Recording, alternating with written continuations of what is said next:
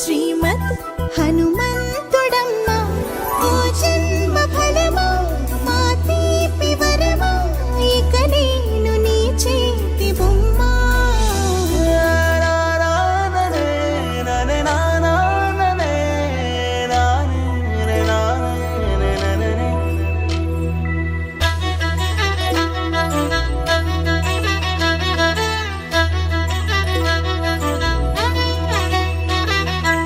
బుడి అడుగుల బుడతావు అంటూ పొగడాలి ఈ లోకమంతా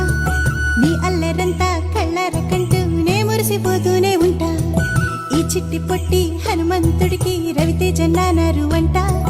నానారిలోని ఆ మంచి నడతాను మించిపోవాలి అంట ఇలా ఎన్నాళ్ళు కానీ